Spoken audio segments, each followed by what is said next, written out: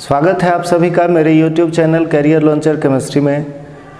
इससे पीछे के लेक्चर्स में हम लोगों ने बेसिक ऑर्गेनिक के बाद क्लासिफिकेशन स्टार्ट किया था और फिर उसमें आपने bond line structure, degree of carbon और डिग्री ऑफ हाइड्रोजन के टॉपिक्स देखे थे।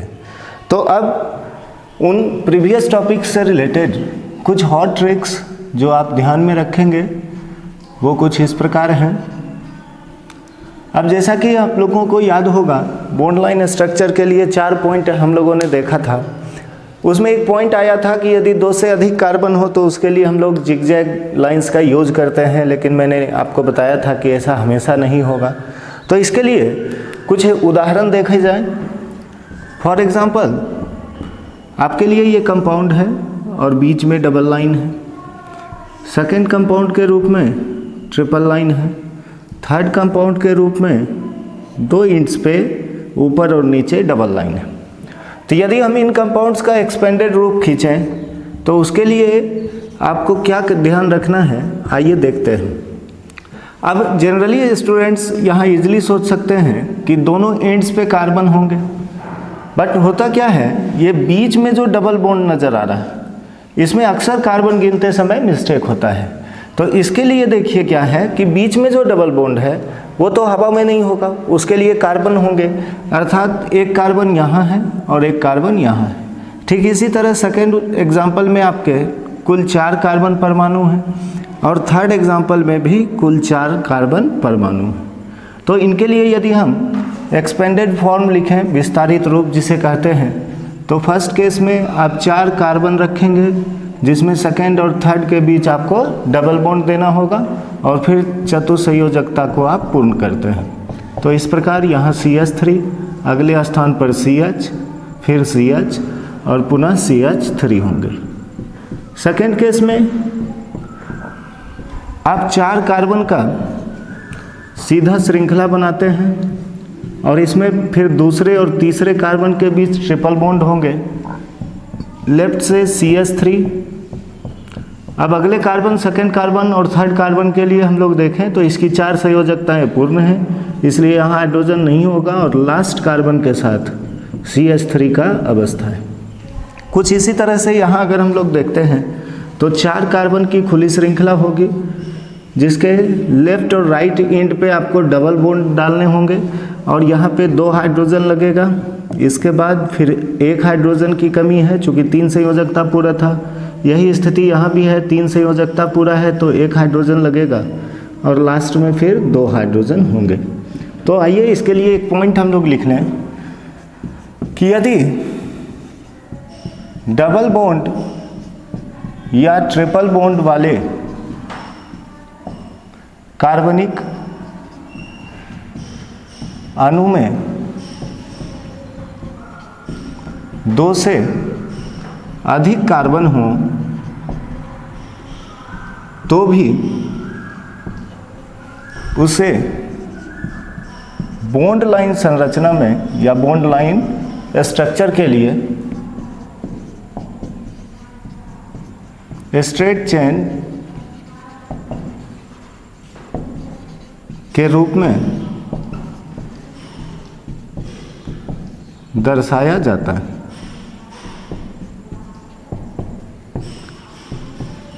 तो इस पॉइंट को आप लोग नोट कर लेंगे।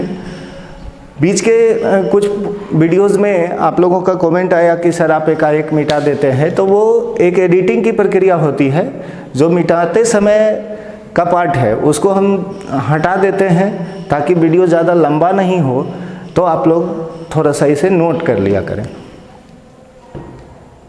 अब आइए अगले पॉइंट के रूप में हम लोग देखते हैं कि जब कभी एक आपको बॉन्ड लाइन स्ट्रक्चर दिया है और आप उसके लिए एक्सपेंडेड रूप खींचते हैं तो उसमें अक्सर एक मिस्टेक क्या होता है कि लोग कार्बन को दर्शा के यूं ही छोड़ देते हैं या बाय मिस्टेक कभी आपका छूट जाए तो वो गलत माना जाएगा। अर्थात कार्बन की टेट्रावैलेंसी को आप जब भी दिखाएं तो हाइड्रोजन सहित वहाँ पर दिखाना है। फॉर एग्जांपल देखिए, अगर हम लोग सोचें 5 कार्बन के लिए कुछ इस तरह से संरचना बना है एंड सेकेंड केस में 5 कार्बन के लिए कुछ इस तरह से संरचना है। लेकिन हम लोग क्या करते हैं, फर्स्ट रूप में यहाँ हाइड्रोजन डाल के अगर दर्शाया जाए तो फिर ये CH3 जैसा कि नियोपेंटेन का ये रूप है, तो इनके चारों टर्मिनल कार्बन CH3 रूप में होंगे। अब यदि पूछा जाए कि एक ये रूप है और एक ये रूप है तो कौन सा सही होगा, तो निश्चित रूप में आपको पता चल चुका है कि फर्स्ट रूप सही है और ये गलत है। तो इसके लिए हम लोग पॉइंट लिख लेंगे। एक्सपेंडेड फॉर्म में कार्बन परमाणुओं को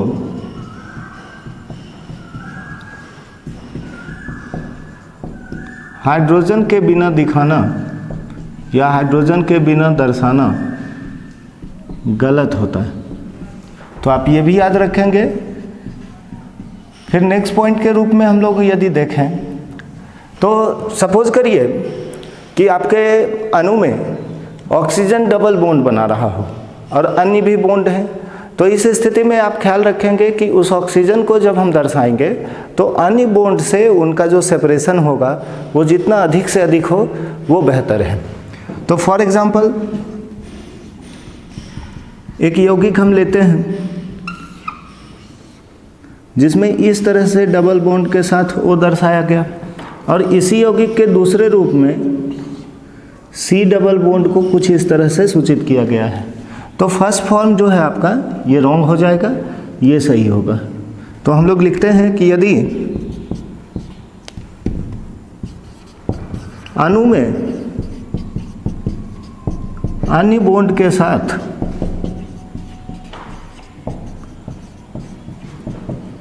ऑक्सीजन कार्बन डबल बॉन्ड, जिसे आप कुछ इस तरह से दर्शाते हैं, C डबल बॉन्ड O हो, तो जहाँ तक संभव हो उसे अन्य बॉन्ड से सेपरेट दर्शाया जाता है।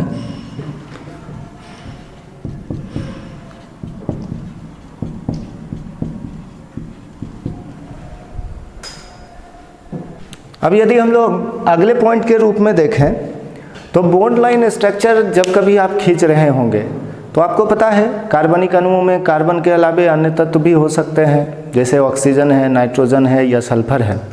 और यदि इन तत्वों के साथ हाइड्रोजन जुड़ा है तो सामान्यतया तो आप बॉन्ड लाइन संरचना में हाइड्रोजन को नहीं लिखते हैं, लेकिन अगर अन्य तत्व से हाइड्रोजन कनेक्टेड हो तो उसे अवश्य लिखना है।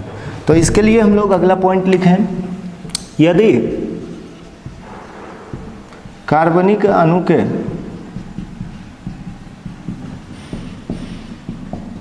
बॉन्ड लाइन स्ट्रक्चर में हाइड्रोजन परमाणु कार्बन के अलावे किसी अन्य तत्व से जुड़ा हो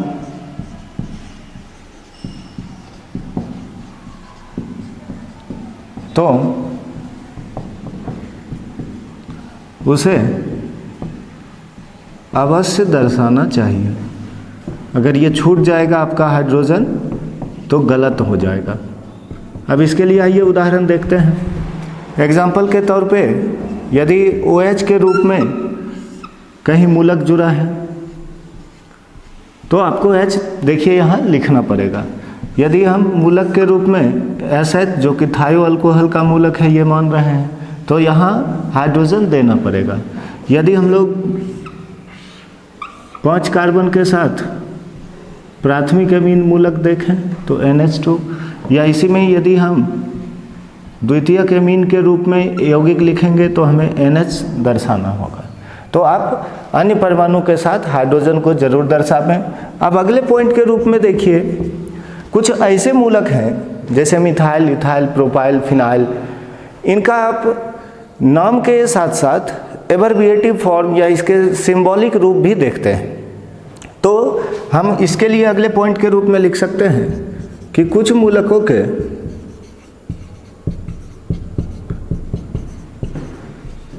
सिंबॉलिक फॉर्म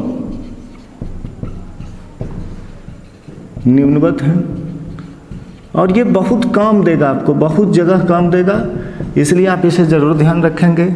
यदि हम मान लें कि कुछ मूलक रखते हैं, फिर इसके लिए जो इनका जनरल स्ट्रक्चर या फॉर्म है उसे हम लोग लिखेंगे, और इसके लिए सिंबॉलिक वर्ड जो आप यूज़ करते हैं, तो इसके लिए सिंबल। एग्जाम्पल के तौर पे यदि हम पहले मूलक के रूप में मिथाइल को लिखें, तो आप बेसिक क्लास से जानते हैं कि मिथाइल का फॉर्म CH3 होता है, इसलिए सिंबॉलिक रूप में आपको Me लिखा हो सकता है।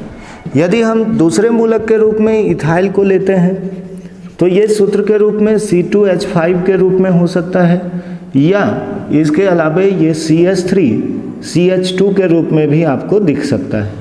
तो इसका जो सिंबल रहेगा वो Et होता है। यदि हम बात करें प्रोपाइल मूलक की, तो ये सूत्र के रूप में C3H7 लिखा हो सकता है, या हम लोग देखेंगे तो CH3 CH2 CH2 के साथ ये फ्री हैंड हमें दिखेगा, और सिंबॉलिक रूप में आप इसे PR लिखते हैं। ठीक इसी प्रकार यदि ब्यूटाइल के लिए देखा जाए, तो सूत्र के रूप में C4H9 होंगे, या अगर मैं अभी नॉर्मल रूप मान लूँ, क्योंकि आपको पता है नॉर्मल आइसोनियो भी होता है, तो यदि मैं नॉर्मल के रूप में मान रहा हूँ इसे CH3 CH2 CH2 फिर CH2 होगा, और इसके लिए सिंबल होगा Bu।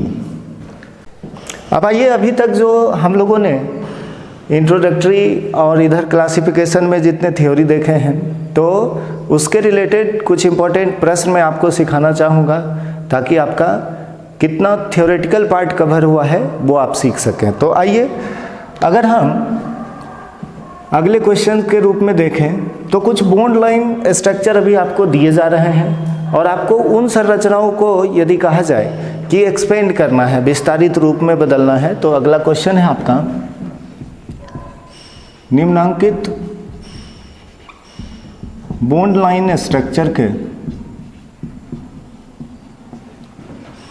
विस्तारित रूप दर्शावे। अब यदि मान लीजिए इसमें पहले संरचना के रूप में आपके लिए कुछ इस तरह से यौगिक दिया गया है, दूसरे संरचना में यहाँ पे डबल लाइन है और यहाँ पे क्रॉस किया हुआ है, तीसरे संरचना के रूप में आप अलग अलग फॉर्म में देख सकते हैं यौगिक को, यहाँ पे डबल बॉन्ड है, यहाँ ट्रिपल बॉन्ड है। चौथे संरचना के रूप में यदि मैं रखूं,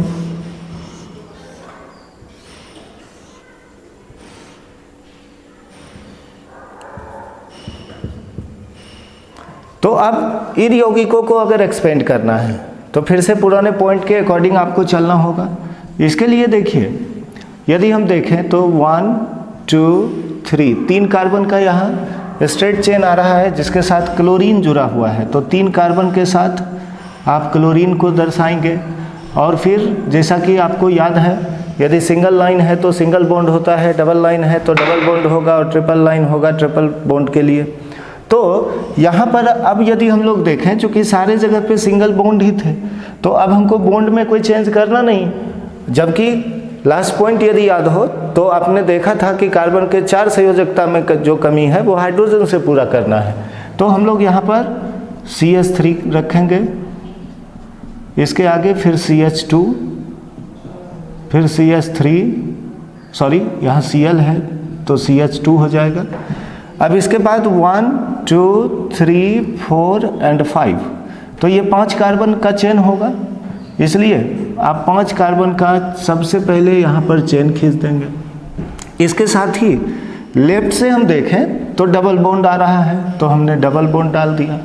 साथ ही राइट से सेकेंड कार्बन पर 2 मिथाइल है, तो इसके लिए भी हम 2 कार्बन दर्शा दिए। अब चतुसंयोजकता को पूरा करना है तो इसके साथ 2H लगेगा, यहाँ पे 1H, यहाँ पे 2H। फिर अगर हम अगले कार्बन को देखें तो इसका 4 संयोजकता पूर्ण है, नीचे के कार्बन के लिए 3H लगेंगे, ऊपर भी कुछ यही मामला है, तो फिर ऊपर भी CH3 होना है और लास्ट में भी CH3 होना है। अब यदि थर्ड केस में हम लोग आए तो इसके लिए हम आगे आपको दिखाएंगे IUPAC नेमिंग में नंबरिंग तो इसका इधर से होगा 1 2 3 4 5, बट हम लोग समझने के लिए देखें कि यहाँ पे 5 कार्बन का खुली श्रृंखला है। और फिर आपको याद होना चाहिए, जैसा कि पीछे के वीडियो लेक्चर में समझाया गया था, कि खुली श्रृंखला के यौगिक को हम 2 रूपों में बना सकते हैं। जिस पैटर्न में मेरा बॉन्ड लाइन है उस पैटर्न में भी, या उसको हम स्ट्रेट चेन भी दिखा सकते हैं, लेकिन बंद श्रृंखला के रूप में आपको कोई चेंज नहीं करना होता है। तो अब आइए, अगर हम लोग देखें तो राइट साइड से फर्स्ट कार्बन पे डबल बॉन्ड था आपका, और यहाँ से अगर हम नेक्स्ट देखें 1 2 3 तो थर्ड कार्बन और फोर्थ कार्बन के बीच ट्रिपल बॉन्ड था। इसके बाद हमें टेट्रावैलेंसी को पूर्ण करना है तो ये CH3 होगा। फिर यहाँ पे 4 संयोजकता और यहाँ पे 4 संयोजकता पूरा है, अगले कार्बन का 1 कम था और फिर इसके साथ CH2। अगर हम लोग फोर्थ केस में देखें तो अब तक तो आपने अच्छे से सीख लिया होगा, यहाँ पे 5 कार्बन के बंद श्रृंखला है, तो हम लोग 5 कार्बन का बंद श्रृंखला सबसे पहले दर्शाएं। उसके बाद नीचे हमें डबल बॉन्ड दर्शाना है, और राइट साइड जो कार्बन आपको दिख रहा है ऊपर, ये SH के साथ जुड़ा हुआ है। अब फिर टेट्रावैलेंसी को आपको पूरा करना होगा, तो यहाँ पर CH2, यहाँ पर CH आएगा, यहाँ 3 संयोजकता पूर्ण है तो 1 H लगेगा, यहाँ भी 1 H लगेगा, और यहाँ पे आपका 2 H होगा। तो ये थे कि अगर हमें बॉन्ड लाइन स्ट्रक्चर दे दिया जाए और उस यौगिक के लिए हमें एक्सपेंडेड फॉर्म लिखना हो तो ये उसके लिए कुछ तरीके थे, आप इसे भी नोट कर लें। अब अगले प्रश्न में आपको ऐसा भी कर सकता है कि विस्तारित रूप दिया हो या कंडेंस्ड फॉर्म दिया हो और उसके लिए बॉन्ड लाइन स्ट्रक्चर पूछा जाए, तो अगले क्वेश्चन के रूप में आपको लिखना है निम्नांकित यौगिकों के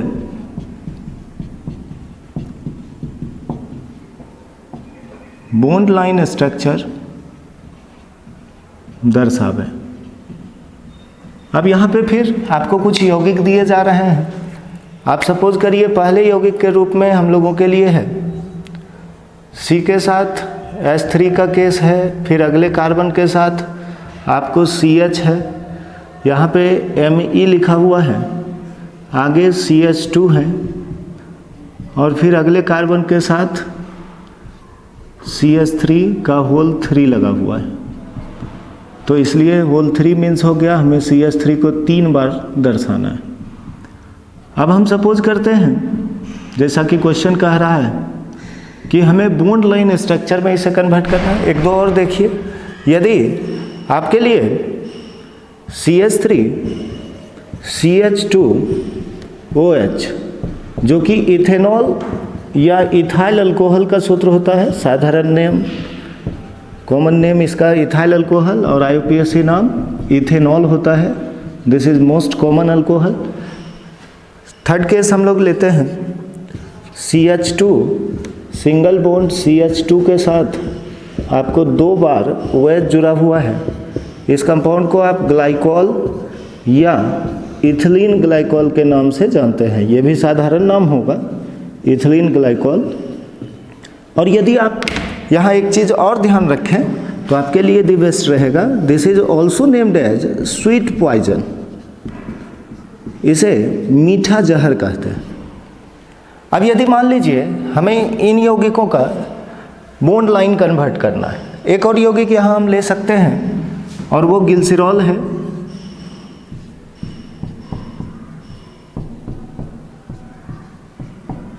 साबुन का सबसे प्रमुख अवयव जो बाथ सोप आता है उसमें गिल्सिरॉल सबसे मेन कंपोनेंट होते हैं।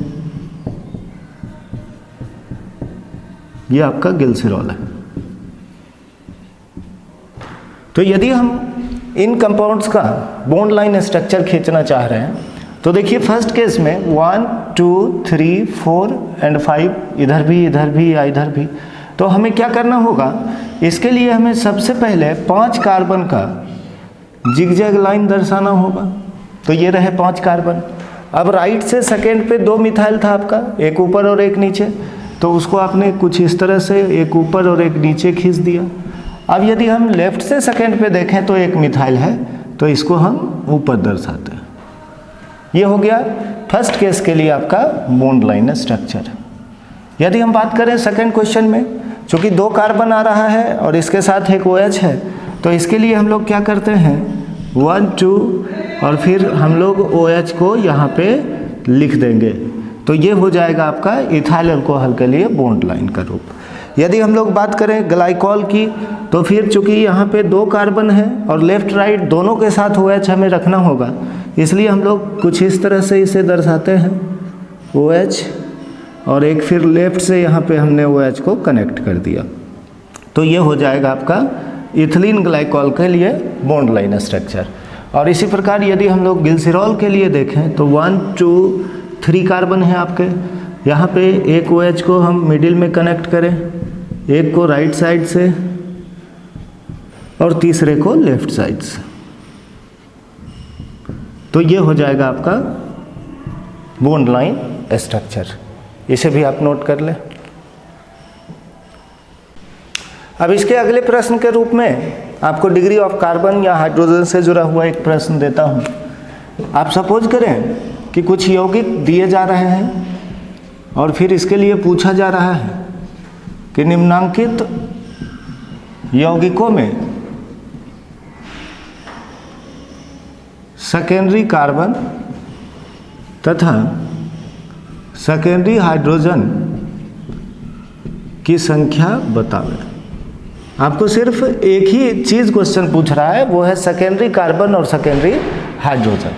यदि हम पहले प्रश्न के रूप में देखें तो आपके लिए साइक्लोहेक्सेन बना हुआ है। दूसरे प्रश्न में आपके लिए बेंजीन रिंग दे दिया जाए, कुछ इस तरह से इसमें अल्टरनेट सिंगल डबल बॉन्ड होते हैं, ये तो सबों को पहले से पता होगा, तो मैं नाम भी लिख दूँ, ये बेंजीन होगा।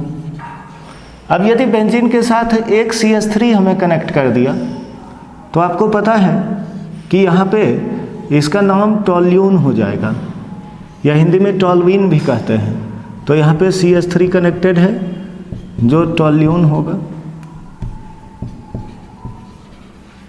यदि हम बात करें अगले रूप में, तो यहाँ हमें चौथे प्रश्न के रूप में बेंजीन रिंग के साथ 2 मिथाइल यदि कनेक्ट करके दे दे, कुछ इस तरह से, एक ऊपर पे CH3 आपका कनेक्टेड है और एक यहाँ पे है, तो ये एक दूसरे की तुलना में ऑर्थो का स्थान होगा। इसको हम लोग आगे के वीडियोस में फिर देखेंगे। तो अभी हम फिलहाल इसे जाइलिन लिख रहे हैं, ऐसे ये ऑर्थो फॉर्म में है तो आप ऑर्थो जाइलिन भी लिख सकते थे यहाँ पे। और पांचवा यौगिक यदि बेंजीन रिंग के साथ 3 CH3 को आपको कनेक्ट कर देगा और अल्टरनेट पॉइंट्स पे, जैसे एक ऊपर अगर है तो इसके बाद एक पॉइंट छोड़ के यहाँ पे आपको कनेक्ट कर दिया गया और फिर एक यहाँ कनेक्टेड, तो ये फॉर्मूला होता है मेसिटिलीन के लिए।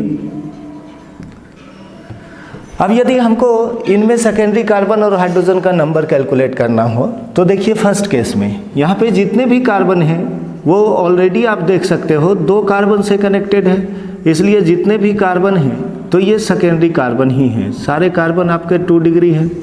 और यदि हम किसी एक कार्बन का स्थिति सोचें, चूँकि 2 संयोजकता पूरा है तो इसके साथ 2 हाइड्रोजन और कनेक्टेड होंगे तो इसका चतुसंयोजकता पूरा होगा। तो यदि हम फर्स्ट केस में देखें तो हमारे लिए सेकेंडरी कार्बन की संख्या 6 होगी और सेकेंडरी हाइड्रोजन की संख्या, चूँकि हर एक के साथ 2-2 है तो आप एक्सपेंड करके काउंट कर सकते हैं, कुल 12 होंगे। अगर हम बेंजीन के केस में फिर इसी प्रकार देखें तो हर पॉइंट पे कार्बन है और जिसकी 3 संयोजकता आपको पूर्ण है तो इसके साथ एक एक H जुड़ा हुआ होगा। यदि हम बेंजीन रिंग में यहाँ से देखते हैं तो फिर सारे कार्बन कहीं ना कहीं 2 डिग्री के स्टेट में हैं, तो इसलिए आपके सेकेंड क्वेश्चन में द्वितीयक कार्बन की संख्या 6 और द्वितीयक हाइड्रोजन की संख्या भी 6 होगी, क्योंकि यहाँ हर कार्बन के पास एक एक हाइड्रोजन है। आते हैं टॉल्यून में, ये कार्बन 1 डिग्री होगा मेरा, ये कार्बन 3 डिग्री हो जाएगा, क्योंकि ऑलरेडी आप देख सकते हो 3 कार्बन से जुड़ा है। और नेक्स्ट के जो कार्बन है ये 2 डिग्री है। इसलिए थर्ड केस में मेरा 2 डिग्री कार्बन का नंबर पूछा जा रहा है, तो आप काउंट कर लें 1 2 3 4 5, तो 5 हो गए। और सेकेंडरी हाइड्रोजन फिर यहाँ अगर हम देखें तो ये भी 5 होगा। आते हैं नेक्स्ट केस जाइलिन में। तो यहाँ पे 2 टर्मिनल कार्बन जो एज ए साइड चेन है मिथाइल का ग्रुप वो प्राइमरी होगा, ये टर्सरी होगा, ये भी टर्सरी होगा। लेकिन रेस्ट जो 4 कार्बन आपको दिख रहा है ये कहीं ना कहीं सेकेंडरी है। इसलिए इस केस में मेरा सेकेंडरी कार्बन हो गया 4, और सेकेंडरी हाइड्रोजन चूँकि हमको पूछ रहा है तो ये भी 4 होंगे, क्योंकि यहाँ हर एक के साथ एक एक H जुड़ा हुआ है। तो आप देख सकते हैं इस तरह से हम लोग इस यौगिक में द्वितीयक हाइड्रोजन निकाल लिए। अब यदि अगले मेसिटिलिन के केस में देखा जाए तो ये 1 डिग्री होगा, ये 1 डिग्री होगा, ये 1 डिग्री होगा, ये 3 डिग्री होगा, ये कार्बन 3 डिग्री होगा, और ये भी कार्बन 3 डिग्री होगा। बट 1 2 और 3 कार्बन की स्थिति ऐसी है जो 2 कार्बन से जुड़े हुए हैं। इसलिए अगर हम इन 3 कार्बन के लिए सूचित करें तो ये 2 डिग्री होगा, ये भी 2 डिग्री होगा, और ये भी 2 डिग्री होगा। इसलिए आपका द्वितीयक कार्बन की संख्या यहाँ पर 3, द्वितीयक हाइड्रोजन की भी संख्या 3। तो कुछ इस तरह से आप द्वितीयक कार्बन को जान सकते हैं। अब अगले प्रश्न के रूप में आपसे पूछा जा रहा है निम्नांकित यौगिकों में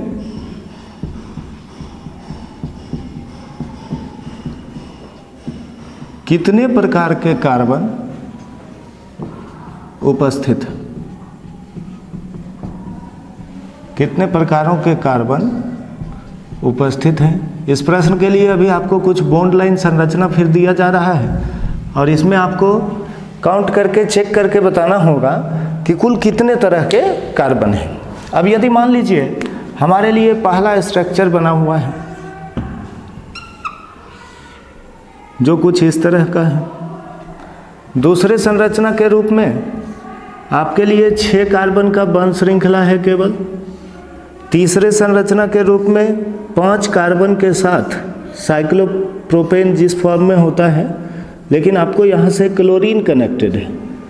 चौथे संरचना के रूप में यदि हम सोचें साइक्लोहेक्सेन का रूप है, और यहाँ पे कुछ इस तरह से आपके आर्म या साइड चेन है।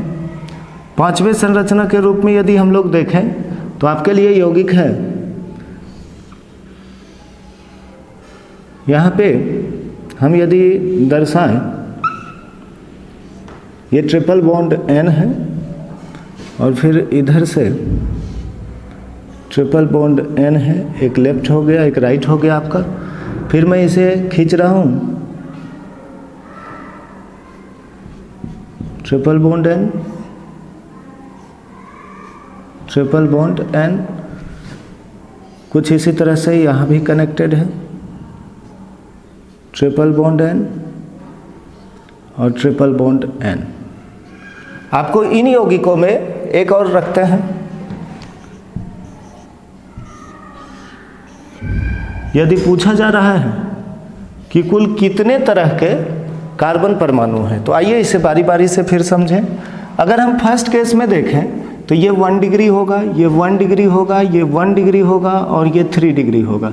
इसलिए हम कह सकते हैं कि इसमें 2 प्रकारों के कार्बन हैं, ठीक है, फर्स्ट केस में, या आप इसे सीधे 2 टाइप्स करके समझ लें।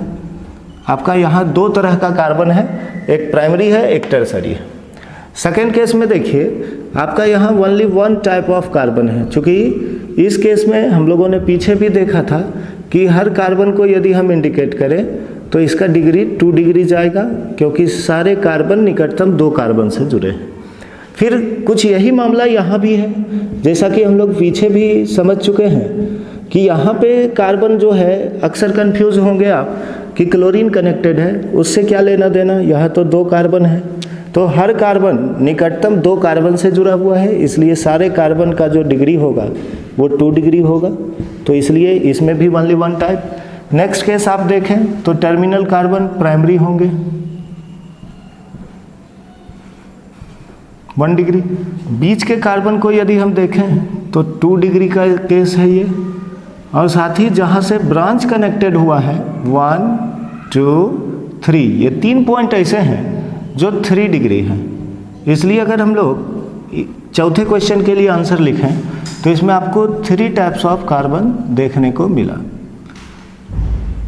अगर हम अगले केस में देखें तो यहाँ एक कार्बन है, ये कार्बन है, ये कार्बन है। चूँकि आपको पता है कि इस ट्रिपल पॉइंट जो ट्रिपल बॉन्ड के साथ हम दर्शा रहे हैं, यहाँ पे भी कार्बन है, C ट्रिपल बॉन्ड N के रूप में। तो आप देखिए इन कार्बन के लिए जो साइक्लोप्रोपेन के फॉर्म में हमें दिख रहे थे, ये 1 2 3 4 4 कार्बन से जुड़ा, तो ये 4 डिग्री होगा, फिर ये भी 4 डिग्री होगा और ये भी 4 डिग्री होगा। बट साइनाइड का जो भी कार्बन है ये तो 1 डिग्री होगा आपका। तो यहाँ पे मैं देख सकता हूँ कि इस यौगिक में 2 तरह के कार्बन हैं, 1 डिग्री और 4 डिग्री। इसलिए इसका आंसर हो जाएगा there are 2 types of carbon. तो आप यहाँ 2 तरह के कार्बन देख सकते हैं। अब यहाँ तक के क्वेश्चंस को सीखने के बाद अब आगे के कुछ थ्योरी के पॉइंट्स हम लोग फिर सीखें। अगला पॉइंट, जैसा कि हम लोगों ने पीछे देखा था टाइप्स या डिग्री ऑफ कार्बन जो 4 तरह के थे, फिर हम लोगों ने देखा टाइप या डिग्री ऑफ हाइड्रोजन। अब आते हैं नेक्स्ट पॉइंट के रूप में हम लोग लिखें टाइप्स ऑफ अल्कोहल।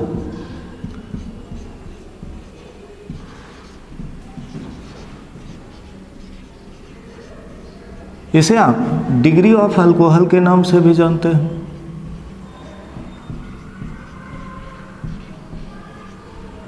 अब यहाँ हम यदि देखें तो एक सबसे जो बेसिक चीज़ है वो आप हमेशा ध्यान रखेंगे कि जिस प्रकार हाइड्रोजन का डिग्री कार्बन के डिग्री पर निर्भर करता था, उसी प्रकार अल्कोहल का डिग्री भी कार्बन के डिग्री पर निर्भर करता है। तो हम लोग यहाँ फर्स्ट पॉइंट के रूप में लिख लें कि अल्कोहल का डिग्री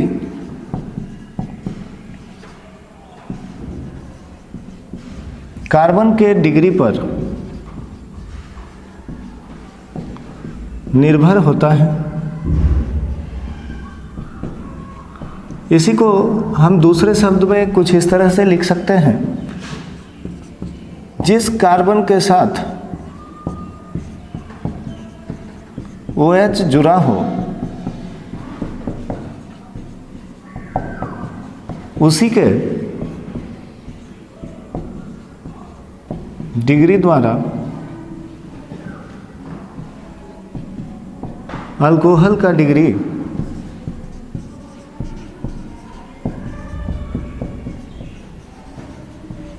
निर्धारित होता है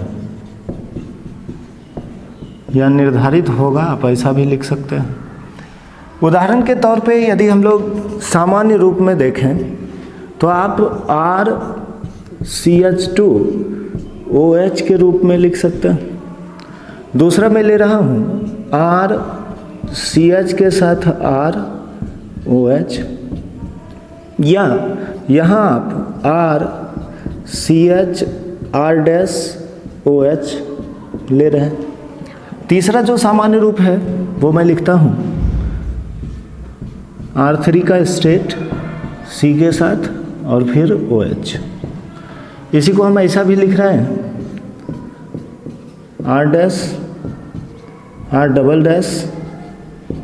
R'(OH। तो आप यहाँ से देख सकते हैं ये जो CH2 का फॉर्म जब कभी दिखे आप कन्फर्म हो लिया करो कि CH2 तभी हो सकता है जब ये कार्बन क्या हो, प्राइमरी हो। तो इसलिए ये जो आपका अल्कोहल हो गया ये 1 डिग्री अल्कोहल कहलाएगा, क्योंकि इस कार्बन का डिग्री 1 डिग्री है।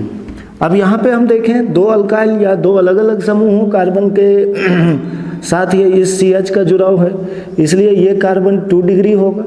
ये कहीं ना कहीं ये भी वही अवस्था है 2 डिग्री।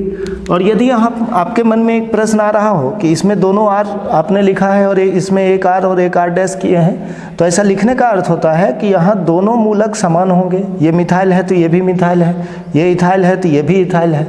बट ऐसा लिखने का अर्थ होता है कि इन दोनों मूलकों में भिन्नता है। ये अगर इथाइल है तो ये मिथाइल है, ये कुछ भी हो सकता है। तो ये दोनों अलग अलग हैं। तो यहाँ पे चूँकि द्वितीयक कार्बन से OH जुड़ा तो ये होगा 2 डिग्री अल्कोहल। सेम ये भी है 2 डिग्री अल्कोहल है। तो अब आप अगली स्थिति समझ गए होंगे कि इस कार्बन का जुड़ाव 3 अलग अलग अल्काइल मूलकों से है या 3 अलग अलग कार्बन से है। तो ये कार्बन 3 डिग्री है, इसलिए मेरा ये जो अल्कोहल होगा ये 3 डिग्री। यहाँ आपका तीनों अल्काइल सेम है और इस केस में तीनों डिफरेंट है। तो ये कार्बन 3 डिग्री, इसलिए ये अल्कोहल होगा 3 डिग्री। तो कुछ इस तरह से आप डिग्री ऑफ अल्कोहल का निर्धारण करते हैं। अब अभी जो हम लोगों ने पॉइंट देखा था डिग्री ऑफ अल्कोहल, यदि सपोज करिए उसके लिए क्वेश्चन आपको दिया जा रहा है, निम्नांकित अल्कोहल्स के डिग्री निर्धारित करें या टाइप्स अकॉर्डिंग टू डिग्री दर्शावे। अब इसके लिए हमें अलग अलग संरचनाएं दी गई हैं। आप सपोज करें फर्स्ट यौगिक आपको दिया गया है MeOH। दूसरे यौगिक के रूप में हम लोग जो पीछे ग्लाइकॉल लिए थे, इथिलीन ग्लाइकॉल आपको लिखा गया है। तीसरे यौगिक के रूप में ग्लिसरॉल को हम लोग रखते हैं। तो यहाँ CH2 के साथ OH, फिर CHOH और पुनः CH2OH होंगे। यदि हम चौथे यौगिक के रूप में देखें तो साइक्लोहेक्सेन के साथ OH जुड़े हुए हैं। पांचवें यौगिक के रूप में यदि बेंजीन रिंग हो जहाँ की अल्टरनेट सिंगल डबल बॉन्ड होंगे और इसके साथ OH कनेक्टेड है। छठे यौगिक के रूप में आपके लिए दिया जा रहा है 6 कार्बन के बंध श्रृंखला के साथ यहाँ CH2 और फिर उसके साथ OH है। और सातवें यौगिक के रूप में इसी में बेंजीन रिंग डाला हुआ है आपके लिए और फिर यहाँ पर है CH2OH।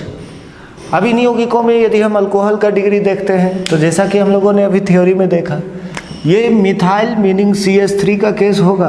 तो इसी को हम लोग ऐसे समझ सकते हैं CH3OH। और ये जो मिथाइल अल्कोहल है इसे आप मिथाइल एस्पिरिट के नाम से भी जानते हैं, क्योंकि ये सबसे पहले लकड़ी के भंजक आसवन से प्राप्त हुआ था। तो चूंकि ये कार्बन यहाँ पे 1 डिग्री है, इसलिए आपके इस अल्कोहल का डिग्री 1 डिग्री होगा। मतलब ये आपका प्राथमिक अल्कोहल, 1 डिग्री अल्कोहल को आप प्राथमिक अल्कोहल कहते हैं, 2 डिग्री को द्वितीयक कहते हैं और 3 डिग्री को तृतीयक अल्कोहल कहते हैं।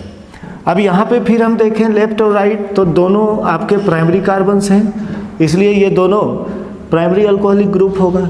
यहाँ पे देखा जाए तो लेफ्ट और राइट प्राइमरी और बीच का कार्बन सेकेंडरी, इसलिए हम इस केस में लिख सकते हैं कि जो प्राथमिक अल्कोहल है और प्राइमरी अल्कोहलिक ग्रुप का नंबर तो आप देख सकते हैं वो 2 होगा और सेकेंडरी अल्कोहलिक ग्रुप का नंबर यदि आपसे यहाँ पे पूछा जा रहा है तो ये 1 होगा।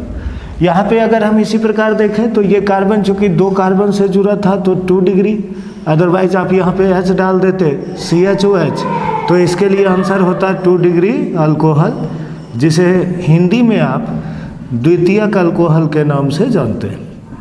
अब अगर अगले केस में देखा जाए तो ये फेनॉल है।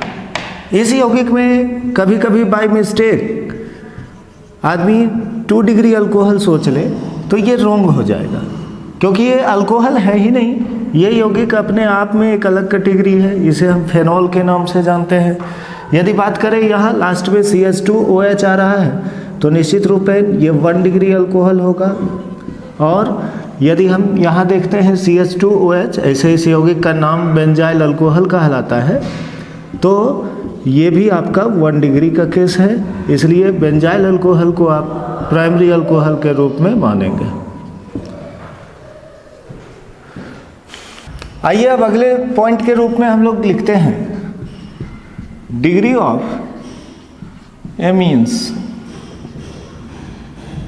या इसे हम लोग हिंदी में एमीन के प्रकार भी कह सकते हैं। इसी को टाइप्स ऑफ एमीन भी आप लिख सकते हैं इंग्लिश में। तो जिस तरह से हम लोग पीछे के पॉइंट्स पढ़े हैं, carbon 1 degree, 2 degree, 3 degree, 4 degree, फिर हमने हाइड्रोजन का डिग्री देखा, फिर हम लोगों ने अल्कोहल का डिग्री देखा। अब बारी आती है एमीन के। तो एमीन के लिए आप सबसे पहला पॉइंट ध्यान रखेंगे कि एमीन का डिग्री कार्बन के डिग्री पर निर्भर नहीं होता है। अभी जस्ट हम लोगों ने पीछे देखा कि अल्कोहल का डिग्री कार्बन के डिग्री पर निर्भर होता है, लेकिन एमीन का डिग्री कार्बन के डिग्री पर निर्भर नहीं होगा। तो हम लोग फर्स्ट पॉइंट लिखते हैं कि एमीन का डिग्री कार्बन के डिग्री से स्वतंत्र होता है। तो यदि आपको यहाँ डिग्री निर्धारित करना है तो सिंपली आप ये देख लेंगे कि आपके एमिनो ग्रुप के जो नाइट्रोजन परमाणु हैं उनके साथ कितने कार्बन का जुड़ाव है। जितने कार्बन से वो कनेक्टेड होगा वही उसका डिग्री होगा। तो आइए इसके लिए हम लोग लिखते हैं कि एमीन का डिग्री उसके फंक्शनल ग्रुप या नाइट्रोजन परमाणु भी आप कह सकते हैं से जुड़े हुए कार्बन परमाणुओं की संख्या होती है। अब उदाहरण के तौर पे हम लोग देखते हैं, यदि हम एग्जाम्पल के तौर पे इसके लिए लिखना चाहें तो इसको आप कुछ इस तरह से देख सकते हो। अगर हम सपोज करते हैं मेरे पास यौगिक का सामान्य सूत्र है RNH2, तो लास्ट में NH2 जहाँ कहीं आ रहा है इसका मतलब है ये एक कार्बन से जुड़ा होगा। तो इसलिए ये 1 डिग्री एमीन, जिसे आप हिंदी में प्राथमिक एमीन के नाम से जानते हैं। अभी इसलिए आप प्राथमिक एमीन के लिए सिंपली ऐसे भी रख सकते हो कि जब नाइट्रोजन परमाणु के साथ केवल एक कार्बन जुड़ा तो इस स्थिति में वो प्राथमिक एमीन हो जाएगा आपका। यदि हम बात करें द्वितीयक एमीन के लिए तो आप देख सकते हैं, यदि मैं 2 अल्काइल रख लूँ, एक को R ही रहने दे या R' भी आप कर सकते हैं यहाँ पे, तो ये हो जाएगा 2 डिग्री एमीन का फॉर्म, जिसे हिंदी में हम द्वितीयक एमीन कहते हैं। और यदि इसके लिए भाषा लिखना है तो आप अब समझ ही गए होंगे कि जब नाइट्रोजन परमाणु के साथ 2 कार्बन जुड़ा तब वो द्वितीयक हो जाएगा। और यदि हम तृतीयक एमीन की बात करें तो R, N, R' and R', तो ये हो जाएगा तृतीयक एमीन, 3 डिग्री एमीन, और इसे आप लिखेंगे हिंदी में तृतीयक एमीन। तो इसके लिए फिर भाषा हो जाएगा आपका, जब नाइट्रोजन परमाणु के साथ 3 कार्बन जुड़ा हो तब उसको आप तृतीयक एमीन कहते हैं। अब उदाहरण के तौर पे यदि मैं एक यौगिक ले रहा हूँ जो कुछ इस तरह से आपके लिए बना हुआ है,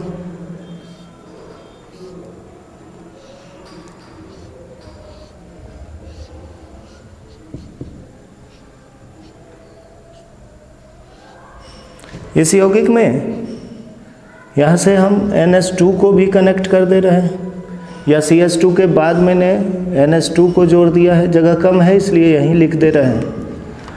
तो अब आप देखिए, इस नाइट्रोजन के लिए आप यदि सोच रहे हैं तो इसका जुड़ाव 3 कार्बन से है, इसलिए ये टर्सरी का पॉइंट हो जाएगा।